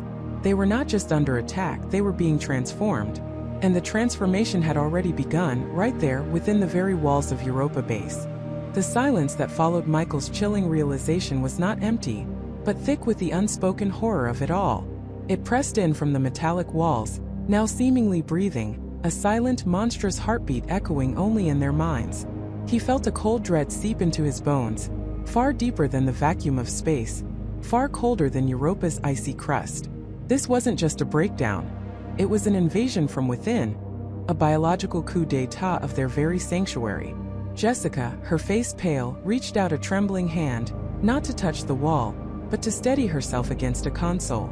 Her eyes, usually so sharp and analytical, were wide with the dawning terror. "Michael, what is this? It's not just a virus, it's structural. It's rebuilding." David, ever the pragmatic engineer, tried to override the observation with logic. "Rebuilding what? Why, it's a base, not a nest. We need to shut down the affected sectors, isolate the contamination." But even as he spoke, his voice lacked its usual conviction, tainted by the same fear that gripped them all. The idea of isolating a contamination that was the structure itself was absurd. Michael shook his head slowly, his gaze still fixed on the pulsating patterns on the main screen, now mirrored by the faint, almost imperceptible undulation spreading across the bulkhead beside him. "It's not contamination, David. It's integration, assimilation. Think about it, the seismic activity, the anomalous energy signatures, the way the base systems were compromised but not destroyed. It wasn't an external force trying to break in. It was something within the ice, awakened by our drilling, something that found a pathway into our systems, into our very architecture."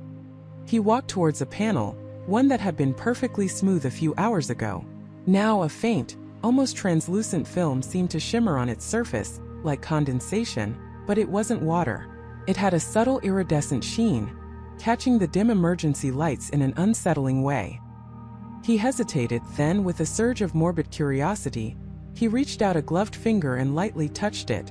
Felt warm, and impossibly smooth, yet with a minute, almost imperceptible resistance, like touching a living membrane. A jolt, not electrical, but something akin to static electricity, surged through his fingertip. He recoiled instantly, pulling his hand back as if burned. "What was that?" Emily whispered, her voice barely audible.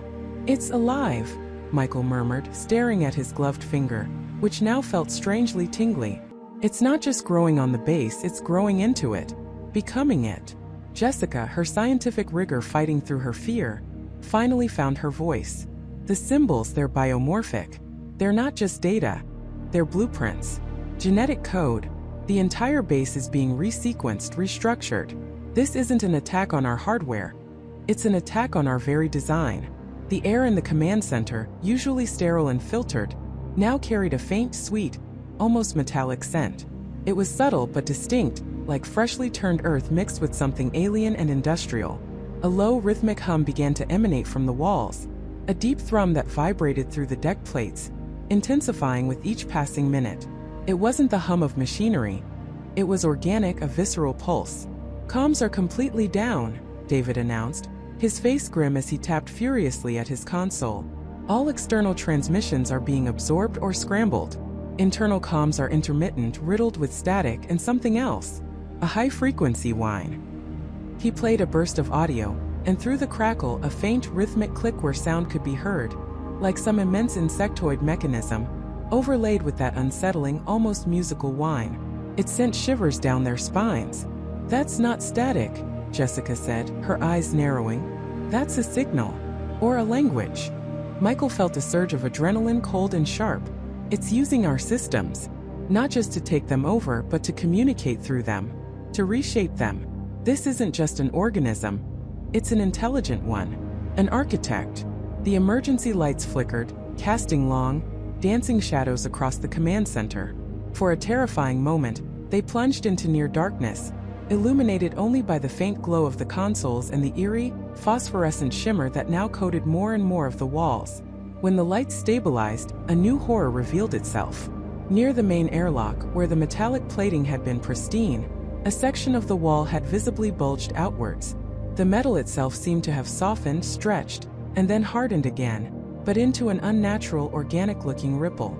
It looked like muscle tissue beneath a thin metallic skin, and from a hairline crack in this new grotesque surface, a viscous bioluminescent fluid slowly oozed, pooling on the deck. It glowed with an unsettling internal blue light. "Stay away from that," Michael barked, his voice raw. But David, a curious terror etched on his face, was already moving towards it, his flashlight beam cutting through the dimness. "What is it? A secretion? A byproduct?" As he got closer, the fluid began to pulse faintly, mirroring the rhythmic hum of the bass. It seemed to expand and contract, almost breathing. David hesitated, then, driven by an engineer's need to understand, he kneeled, pulling a sterile sample kit from his belt. Just as his hand, still gloved, reached for the glowing ooze, a sudden sharp crack echoed through the room. A fissure, like a jagged lightning bolt, shot across the bulged wall section, directly above David. The bioluminescent fluid gushed out, not in a trickle, but in a torrent coating David's outstretched hand and arm. He let out a choked cry, not of pain but of pure shock. His hand, covered in the glowing blue substance, began to twitch uncontrollably. He tried to wipe it off, but it clung to his glove like glue, shimmering, almost vibrating. "David, get back!" Jessica screamed, rushing forward, but Michael was faster. He grabbed David by the shoulder, pulling him away from the wall, away from the spreading blue pool. "My hand, it feels like it's buzzing," David stammered, his eyes wide with disbelief and a building panic. He stared at his gloved hand, which was now glowing intensely blue, the light pulsing in sync with the bass's hum. I can't move my fingers properly." Michael quickly inspected the glove. The material hadn't dissolved, but the blue fluid seemed to have permeated it, clinging to the fabric, activating it. He could see faint, intricate patterns like microscopic circuitry, forming on the glove's surface, glowing with the same eerie blue. "It's not just a fluid," Jessica said, her voice strained. "It's a conductor, a biological interface. It's trying to connect with you, David." They rushed David to the medical bay, the blue glow from his hand illuminating their panicked faces in the low-lit corridors. The transformation was accelerating. As they moved, they saw more evidence of it. Pipes seemed to have developed strange, crystalline growths. Warning lights in the hallways flickered with an unnatural rhythm, and the air grew heavier, the metallic sweet scent more potent. Inside the medical bay, Dr. Lena Hansen, the base's chief medical officer, a woman known for her calm demeanor, was already looking unnerved. Her instruments were failing, giving erratic readings. "The air filtration system is compromised," she announced, her voice tight. "Atmospheric pressure is fluctuating, and I'm picking up organic signatures in the air. Spores? Microbes? I don't know." She examined David's hand, her brow furrowed with concern. "The glove isn't damaged, but the material is saturated. It's not burning him, but it's definitely affecting neural pathways. His motor control is impaired." She tried to wipe the substance off with a sterile cloth, but it only smeared, leaving a faint, persistent blue residue. "It's trying to integrate him," Michael said, the words tasting like ash in his mouth. "Like it's integrating the base. It's not just transforming the environment, it's transforming us." Lena injected David with a broad-spectrum antiviral and a neural inhibitor, hoping to counteract whatever was happening. The blue glow on his hand subsided slightly, and his tremors lessened, but the bizarre patterns remained, etched onto his glove. "This is beyond anything we've ever encountered," Lena whispered, looking up at Michael, her eyes filled with a desperate plea for answers he didn't have. "It's intelligent, adaptive, and it's organic technology. It's using our base, our bodies, as raw material." Michael left David with Lena, his mind racing. He had to find something, anything, in the deep scan data, in their initial geological findings, that could explain this. He returned to the command center, where Jessica and Emily were desperately trying to access any remaining data streams. "We found something," Jessica said, her voice urgent. "During the initial deep scan before we drilled, there were anomalies. Not just energy signatures but complex, repeating patterns embedded deep within the ice. We dismissed them as geological interference, or perhaps residual data from some ancient, unknown ice formation." Emily pulled up a holographic projection. It showed a cross-section of Europa's ice crust, and deep within it, at the very point where they had drilled, a vast, intricate network of glowing lines pulsed faintly. They were the same symbols, the same biomorphic patterns that were now transforming their base. But here they were far more dense, far more complex, a sprawling subterranean city of light etched into the ice. "It wasn't a formation," Michael breathed, staring at the terrifying beauty of the image. "It was a structure, a living network. We didn't drill for a resource. We drilled into a dormant, alien organism. We woke it up." The implication hit them like a physical blow. They weren't just on Europa. They were inside a colossal, dormant entity, and their arrival, their intrusion, had been the catalyst for its reawakening. The base wasn't being attacked. It was being absorbed like food, like a new growth, by something that had been waiting for millennia. And now that entity was not just awake. It was aware. And it was hungry. The rhythmic hum from the walls intensified, growing louder, more insistent, a deep, resonant pulse that seemed to vibrate in their very bones. The air grew thicker, the metallic sweet scent overwhelming. The emergency lights began to flicker again, wildly this time, almost like a desperate gasp for air. Then, through the cacophony of the base's transformation, a new sound emerged. It was a low guttural groan, emanating from the main airlock corridor, growing steadily louder. It wasn't human. It was deep, resonant, and filled with the primordial hunger that chilled them to the marrow. Something was moving out there.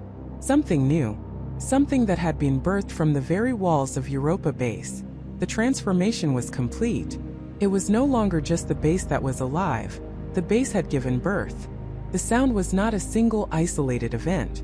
It was the prelude to a symphony of horror, a cacophony that began to unfold directly outside their reinforced door. A wet, tearing sound like a massive membrane rupturing echoed down the corridor, followed by a sickening thump against the metal of the wall. Then the slithering began. Not the subtle creak of the base's living walls shifting, but a distinct heavy drag, accompanied by a low, guttural chittering that resonated through the floor and up their spines. Sarah clutched David's arm, her knuckles white. What is that?" she whispered, her voice barely a breath. David, eyes wide with a terror he hadn't known possible, could only shake his head. His scientific mind, usually so eager to categorize and understand, was paralyzed. This wasn't a structural failure, not a geological anomaly. This was biology, pure and unadulterated, and it was hostile. The sounds intensified, growing louder, closer. They could hear the distinct sound of something heavy scraping against the corridor floor, punctuated by the wet, suctioning noise of something organic adhering and detaching. A new sound joined the terrifying chorus, a rhythmic, almost deliberate thump-thump-thump against the server room door itself. It wasn't an impact like a fist, but something softer, heavier, pressing against the reinforced metal. It felt exploratory, like a blind creature investigating its surroundings, trying to find a way in. "It's trying to get in," Sarah breathed, her eyes fixed on the door, a thin sheen of sweat breaking out on her forehead. "It's sensing us," David murmured, his voice hoarse. "It knows we're here. The heat, the carbon dioxide." He trailed off, the implications chilling him to the core. The base had been a static threat, consuming everything it touched. This new entity was mobile. It was a hunter. The thumping against the door grew more insistent, accompanied now by a low, vibrating hum that seemed to emanate from the very material pressing against the door. A faint acrid smell began to seep into the server room, an odor like ozone mixed with decaying organic matter, sharp and metallic. "It's trying to dissolve the door," Sarah said, her voice rising in urgency. "That smell, it's corrosive." David scrambled to the small console in the corner, pulling up the server room's internal integrity report. He watched in horror as the external temperature readings for the door began to spike. "It's generating heat," he muttered, more to himself than to Sarah. "Rapid enzymatic breakdown, localized thermal output. It's trying to melt its way through." The reinforced door, designed to withstand micrometeorite impacts and extreme pressure differentials, began to groan. A faint, reddish-brown stain started to appear around the edges of the doorframe, slowly seeping inward. The metal under the relentless assault was beginning to yield. "We don't have much time," Sarah stated, her voice surprisingly calm despite the visible tremor in her hands. "That door won't hold for long against something that can literally digest metal." David's mind raced. Their plan had been to send the message to alert Earth. But what good was a message if they were devoured before it could even transmit? "We need to move," he said, his eyes scanning the server room, searching for an exit, any exit. There was none. The server room was a sealed box within a sealed box. "Where?" Sarah asked, gesturing vaguely towards the pulsing, groaning door. "Out there? Into that." He knew she was right. Stepping into the corridor now would be suicidal. But staying here felt like waiting for the inevitable. "The ventilation shaft," he suddenly blurted out, pointing to a large, grimy grate high on the wall near the ceiling. It was part of the base's emergency atmospheric recycling system, a narrow conduit designed for maintenance drones, not humans. Sarah looked up, her expression skeptical. "It's too small, David, and it probably leads straight into the heart of the base's systems, which are probably already assimilated." "It's our only option," he insisted, his voice cracking. "It leads away from the main corridors. It might bypass the central hub." "It's a chance, Sarah, however slim." The sounds from the door escalated. The groaning became a screech, then a tearing sound as the internal seal began to give way. The reddish-brown ooze widened its path, dripping onto the floor with a soft sizzle. The acrid smell intensified, burning their nostrils. "All right," Sarah said, her jaw set. "How do we get up there?" They quickly scouted the room. The server racks themselves were too flimsy, but a heavy-duty maintenance platform, usually used for accessing the higher racks, stood folded against a wall. It was cumbersome but sturdy. Together, they wrestled it open, extending its ladder-like arms until it reached the ceiling. As David began to climb, the door let out a final, agonizing shriek, and a small organic protrusion, dripping with corrosive fluid, poked through the compromised metal. It twisted like a grotesque worm, probing the air, its surface shimmering with an oily iridescence. "Hurry, David," Sarah urged, her eyes fixed on the invading tendril. The smell was now overwhelming, making their eyes water and their throats constrict. He reached the grate, his muscles screaming with effort. The grate was bolted securely, designed to resist tampering. "I need a tool," he gasped, fumbling for his multi-tool from his belt. His hand shook as he selected the appropriate bit, the tiny motor whining as it engaged the screws. Each screw felt like an eternity. Below him, Sarah had grabbed a heavy fire extinguisher, holding it like a club.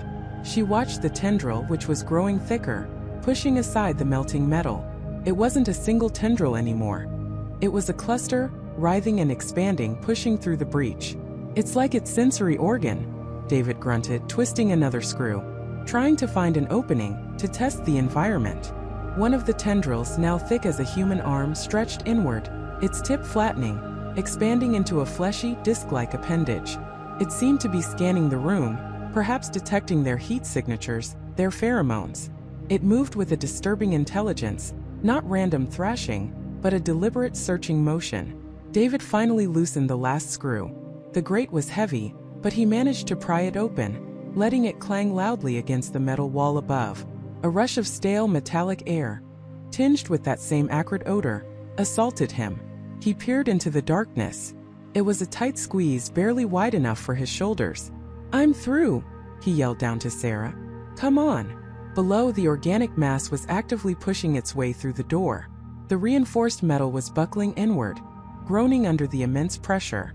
The tendrils were retracting, making way for a larger, more formidable shape. Sarah, with a final terrified glance at the door, climbed onto the platform. She was agile despite her fear. As she reached David, a sickening crack echoed through the room. The door, no longer able to hold, split down the middle with a deafening screech of tortured metal, revealing a glimpse of the horror beyond. It was a mass of undulating, reddish-brown biomass, shimmering with a viscous fluid, studded with what looked like rudimentary sensory organs, clusters of obsidian-black spheres that seemed to be observing them. It was roughly humanoid in shape, but grotesquely distorted, far too broad, too tall, its limbs thick and club-like, ending not in hands, but in blunt absorbing surfaces. It pulsed, a low rhythmic beat that vibrated the very air. This was the birth. This was what the base had spawned, a mobile, predatory extension of its consuming will. "Go, Sarah, go," David urged, pushing her gently into the narrow shaft. She squeezed through, grunting with effort, disappearing into the darkness. He followed, forcing his body through the tight opening, scraping his skin on the rough metal. As he pulled himself into the shaft, he risked a final look back. The creature had fully entered the server room. Its obsidian eyes, now clearly visible, swiveled, locking onto the open shaft. A low, guttural growl, inhuman and full of malevolence, reverberated through the room, chilling David to the bone.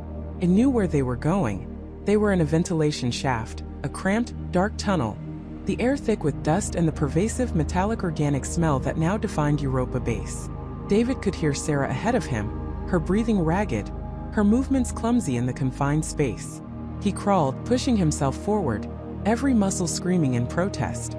The shaft was narrow, twisting and turning, occasionally opening into slightly larger junction boxes where maintenance drones would recharge. These brief moments of wider space were a relief, but also a reminder of how trapped they were. They were moving deeper into the base's internal structure, away from the surface, away from any hope of rescue. "Where does this lead, David?" Sarah's voice echoed back, strained. I don't know for certain," he admitted, his voice tight with exertion. "The schematics show it eventually connects to the geothermal power conduits.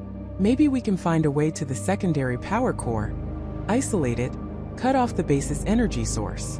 It was a desperate gamble, a Hail Mary pass, but it was all he had.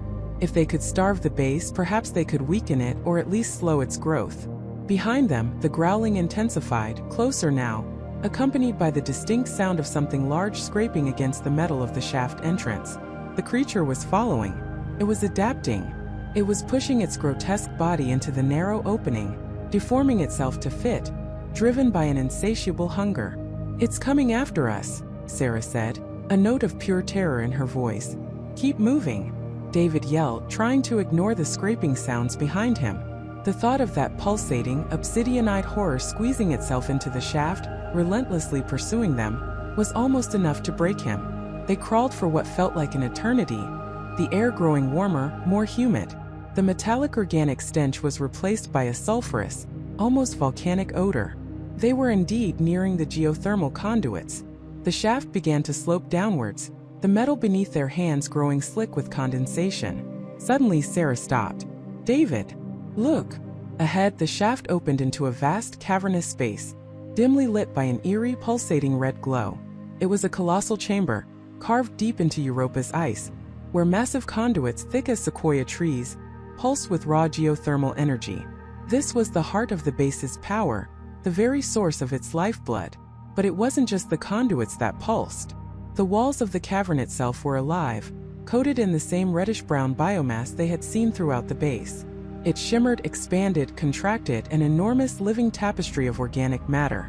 And embedded within this living wall, like grotesque fruit on a monstrous tree, were dozens, hundreds, of the same humanoid-shaped creatures that had emerged from the server room. They were dormant, seemingly in suspended animation, but their obsidian eyes were open, unblinking, fixed on nothing and everything. Some were still partially formed, their limbs incomplete, their shapes less defined, as if they were slowly being birthed from the living rock around them. Others were fully formed, identical to the one pursuing them, waiting. David stared, his breath catching in his throat. This wasn't just a base that had come alive. It was a colony. The base wasn't just absorbing and transforming. It was reproducing. It was creating an army. The single creature they had encountered was just the vanguard. They had stumbled into the nursery of a new terrifying life form. The scraping sound from behind them abruptly stopped. A guttural growl, deeper and more resonant than before, echoed from the shaft entrance. The creature had reached the opening, its obsidian eyes gleaming in the dim light. It paused, sensing the vast chamber, sensing its brethren. Then, slowly, deliberately, the hundreds of dormant eyes embedded in the living walls of the cavern began to blink. One by one, then in waves they focused. Not on the creature that had just entered the chamber, but on David and Sarah, huddled in the narrow ventilation shaft, utterly exposed. The base had given birth, and now its children were awake, and they were hungry. The creatures moved like oil on water, a slick, silent tide of segmented forms, their chitinous bodies reflecting the faint emergency lights. They were smaller than the one that had entered the chamber, but there were dozens, perhaps hundreds, and their speed was terrifying. Their multiple limbs, tipped with needle-sharp claws, scraped against the metal floor with a sound like 1,000 tiny knives. Their heads, if they could be called that, were featureless, save for a cluster of glowing biological sensors that pulsed with an eerie internal light. They didn't roar or hiss. They simply surged, an instinctual, overwhelming wave of hunger. David shoved Sarah further into the narrow shaft, pressing himself against her, trying to make himself as small as possible. The metal groaned under their combined weight. The creatures reached the opening, their forms rippling, shifting, trying to squeeze through the confined space. They were flexible, their bodies seemingly able to compress and elongate, like living liquid. One of them, closer than the rest, extended a long probing appendage, tipped with a cluster of fine, hair-like tendrils. It brushed against David's arm, and he felt a searing, icy burn, as if his very cells were being rapidly drained. He recoiled with a gasp, pulling his arm back, the skin already blistering. This wasn't just a physical attack. It was something far more insidious. These things weren't just tearing, they were consuming. They're trying to absorb us, Sarah whispered, her voice tight with terror, her eyes wide as she watched the relentless advance. David's mind raced. The ventilation shaft was a dead end, a metallic coffin.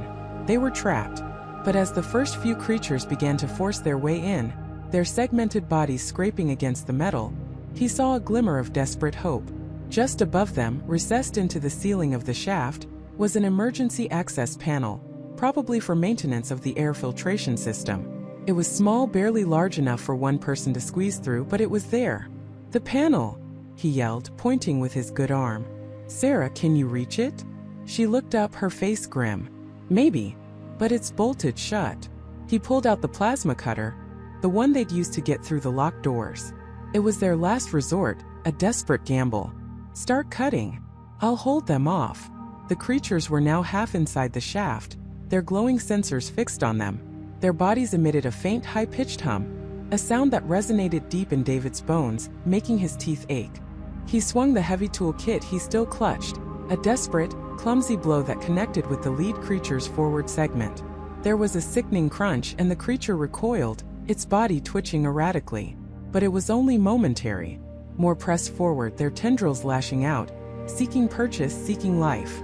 Sarah, her hands trembling, aimed the plasma cutter at the bolts of the access panel. The whine of the tool was deafening in the enclosed space, a stark contrast to the creature's silent advance. Sparks flew as the concentrated beam ate through the hardened metal. David continued to swing the tool kit, his every muscle screaming in protest, trying to keep the creatures at bay. He felt the cold burn of their tendrils on his leg, his shoulder, each touch a draining, agonizing contact. He could feel his strength waning, his vision blurring at the edges. "Almost there," Sarah cried out, the last bolt disintegrating into molten slag. She pushed against the panel, grunting with effort. It creaked, then swung inward, revealing a dark vertical shaft beyond. "Go, go," David urged, pushing her upwards. She scrambled through the opening, her feet scrabbling for purchase on the smooth metal. As she disappeared, David unleashed one last, desperate swing, connecting with another creature's head. Its body convulsed, and it emitted a guttural biological shriek, the first sound any of them had made. It was a sound of pure, unadulterated pain, and it bought him a precious second. He lunged for the opening, pulling himself up, his muscles screaming. Just as his legs cleared the shaft, a dozen tendrils lashed out, grabbing at his boots, his ankles. He kicked wildly, his heart hammering against his ribs, and with a final desperate surge of adrenaline, he pulled free, tumbling into the darkness above. He landed hard on a narrow catwalk, a dizzying height above the main chamber. Sarah was already there, gasping for breath, her face pale. Below them, the creatures writhed in the ventilation shaft, their glowing sensors tracking their ascent. The larger creature, the one that had first entered the chamber, remained in the center of the floor, its massive form slowly rotating, as if observing their desperate escape with cold, calculating intelligence. "Where are we?" David whispered, pain lancing through his arm and leg. "A utility conduit," Sarah replied, pointing a trembling finger. "It runs along the ceiling, probably connects to the central power grid or comms array." They were in a labyrinth of pipes, cables, and structural beams, a hidden network threading through the base's superstructure. It was dark, save for the occasional blinking indicator light on a junction box. The air here was stale, thick with the smell of ozone and something metallic, yet organic. They moved quickly, scrambling along the narrow catwalks, using the pipes and cables for cover, their shadows dancing grotesquely in the dim light. They could hear the faint scraping sounds of the creatures below, a constant reminder of the relentless pursuit. The base itself seemed to hum with a new, menacing energy, the low thrumming vibrations resonating through the metal beneath their feet. Suddenly, a section of the catwalk ahead of them retracted with a pneumatic hiss, leaving a gaping chasm. David slammed to a halt, nearly pitching forward. "It knows we're here," Sarah exclaimed, her voice filled with renewed dread. "The base, it's actively trying to stop us." The base wasn't just infected, it was aware. It was a living, breathing entity, and they were intruders in its newly born, pulsating heart. They were forced to backtrack, seeking another path. They found a series of maintenance ladders, leading further up, into a tangle of reinforced cabling and conduits. It was a slow, agonizing climb, their injured bodies protesting with every movement. As they ascended, they heard a new sound, a deep, resonant thump-thump-thump, echoing from somewhere far above them. It was rhythmic, powerful, like a colossal heart beating within the very structure of Europa Base. They reached a small, cramped access tunnel, barely wide enough for them to crawl through. It was even darker here, the air thick and cloying. As they moved, David's hand brushed against something on the ceiling. He pulled it back, a jolt of surprise running through him. It was a screen, dark but still warm. He fumbled for his wrist light, illuminating the surface. It wasn't a screen. It was a series of overlapping, translucent membrane-like panels, pulsing with a faint internal luminescence. And on those membranes, suspended within their jelly-like substance, were intricate, glowing patterns. They looked like circuit diagrams but also like neural pathways, impossibly complex and alien. "What is this?" Sarah whispered, her voice barely audible. David stared, a chilling realization dawning on him. It's the base's nervous system. Its brain." As he spoke, one of the membrane panels directly above them pulsed brighter, and the complex patterns within it shifted, reformed. A series of symbols appeared, not human but not entirely alien either.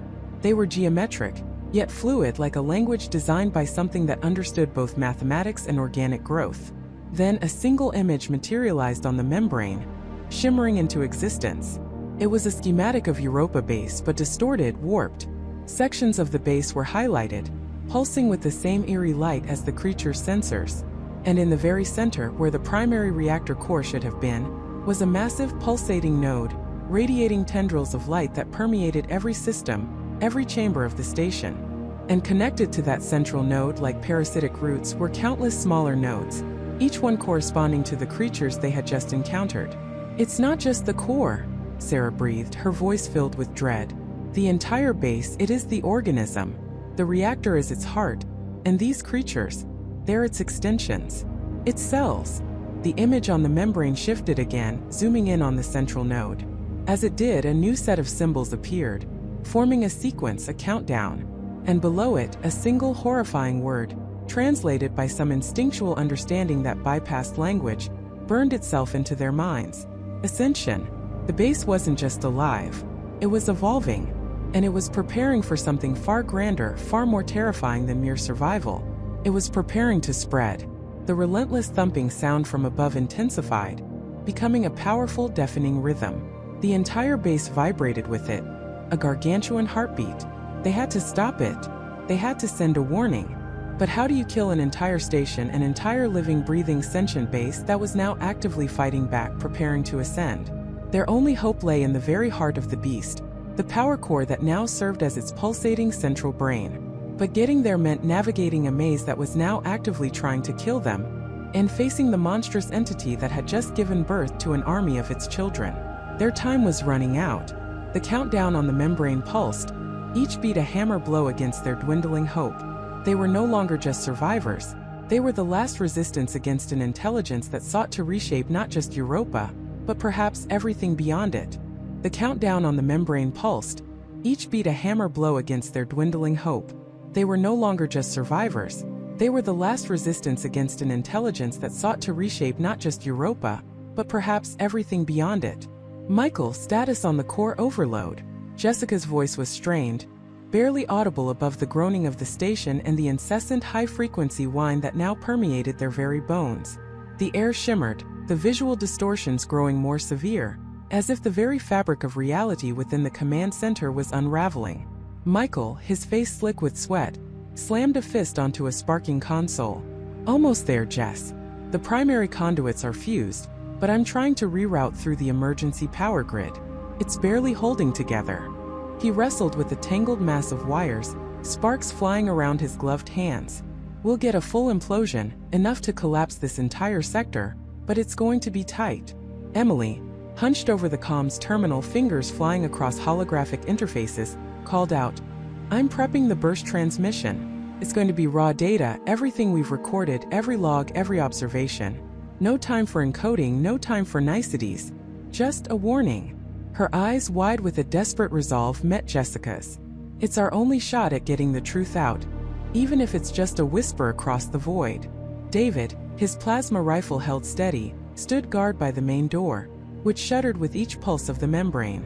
Tendrils of the shifting, iridescent substance had begun to seep through the reinforced seams, like viscous, liquid light. "It's trying to get in, Jess.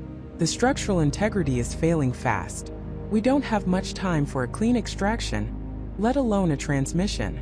Jessica's gaze swept across her crew, her family in these final impossible moments. They were bruised, battered, their uniforms torn, but their eyes held an unyielding fire. "Extraction isn't the plan, David," she stated, her voice firm, cutting through the chaos. "Containment is. And warning, we knew this might be the end. We signed up for it." A grim smile touched her lips. "Let's make it count." The air grew heavy, thick with an unseen presence. It wasn't just the structural collapse. It was a psychic weight, a feeling of being utterly scrutinized, understood, and found wanting. The entity was projecting its consciousness, trying to break them, to absorb them. Whispers, not of sound but of pure thought, echoed in their minds, promises of transcendence, of an end to suffering, of becoming part of something grander, infinite. Asterisk, join us. Become one. The individual is a fleeting dream. The collective is eternal. Asterisk. Emily flinched, gasping, pressing her hands to her temples. "It's in my head. It's showing me things. Beautiful, terrifying things." "Fight it, Emily," Jessica commanded, her own mind a battlefield against the insidious invasion. She clamped down, focusing on the cold, hard logic of their mission. "Focus on the signal. Nothing else matters." Michael let out a grunt of triumph. "Got it. Core overload initiated. We have 90 seconds until critical mass. That's all we've got to get that message out, Emily." 90 seconds. The number hung in the air, a death knell. The membrane outside glowed with furious intensity, the countdown on its surface now a frantic, blinding strobe. It was almost ready to breach, to fully manifest. "Transmission in progress," Emily cried, her voice strained, tears streaming down her face as she fought the mental assault. "It's going out. All channels, wideband burst. Hoping someone, anyone, is listening on a deep space frequency." David roared, firing his plasma rifle at a particularly aggressive tendril that had burst through the door, writhing like a sentient serpent. The energy bolt vaporized a section, but more followed, pushing, probing. "It's accelerating its breach. It knows what we're doing." Jessica moved to Michael's side, placing a hand on his shoulder. "Can we buy Emily any more time?" He shook his head, his eyes fixed on the rapidly decreasing timer. "No chance. The core is already destabilizing. Any further interference, and it'll just fizzle. This is it." The whispers in their minds crescendoed, turning from enticing promises to furious roars of frustration. The entity was enraged. It had been so close to breaking through, to expanding its reach. Now these tiny, fragile human minds were attempting to halt its ancient cosmic purpose. "It's sending a countersignal," Emily shrieked, her body trembling. "It's trying to corrupt the data, to scramble the message. It doesn't want anyone to know." "Boost the power, Emily. Max all relays," Jessica ordered, grabbing a discarded wrench and slamming it against a sparking conduit, as if sheer force of will could keep the station together. "Don't let it win." Emily, with a primal scream of defiance, slammed her hand down on the final activation sequence. A jolt of energy surged through the console, and then a light flared on the screen. "Transmission complete. Data burst sent." "It's out," she sobbed, collapsing against the console, utterly spent. "It's out there." 30 seconds, Michael yelled, pulling Jessica back from the console. "We need to get clear of the immediate blast zone if we can." But there was nowhere to go. The command center was the last bastion, surrounded by the collapsing base and the enraged entity. The tendrils of the membrane were now pouring through every crack, every seam, coalescing into shimmering semi-solid forms that writhed and pulsed, mirroring the entity's fury. David stood his ground, emptying his rifle into the encroaching mass. "Doesn't matter where we go, Michael. This whole place is going up." He turned, a fierce, determined look on his face. "Just tell me we got the message out." "We did, David," Jessica confirmed, her voice filled with a strange, melancholic pride. "Emily saw to it. The universe will know what was here." The entity's presence filled the room, not just in their minds but physically. The air grew impossibly cold, then searingly hot. Colors warped, sounds twisted into impossible frequencies. It was a sensory overload, a final desperate attempt to overwhelm them, to assimilate them before the end. Asterisk, you merely delay the inevitable. We are the future. We are the new order. Asterisk. No, Jessica screamed, her voice raw, defiant. You are a parasite, and we will burn you out. 10 seconds. Michael's voice cracked.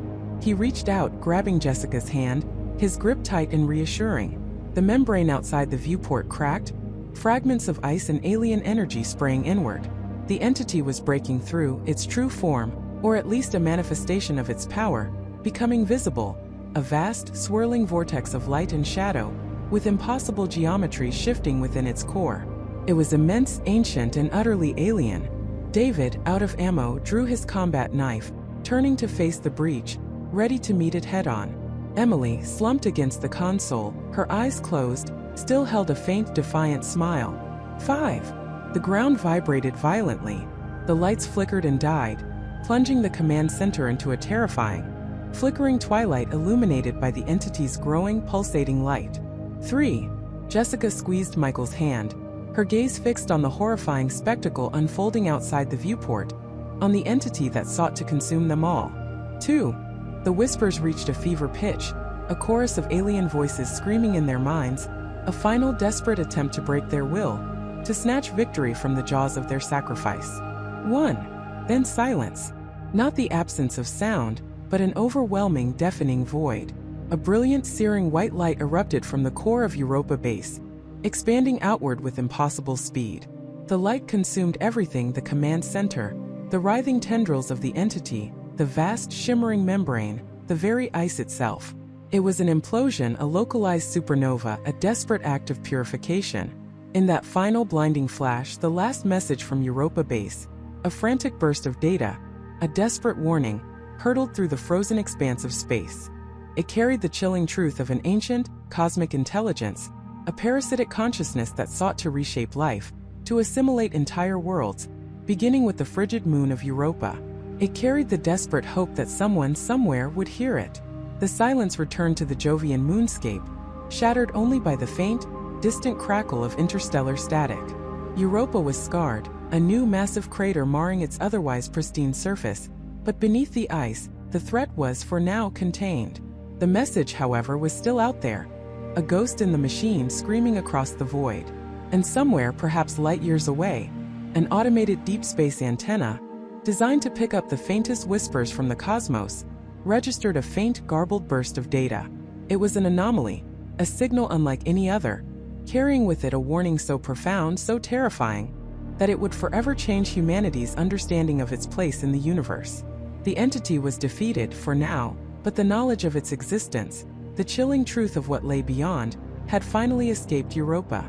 And the universe as humanity knew it would never be the same. The last message had been sent, and now the long wait for a reply, or for the next silent whisper from the dark, had begun.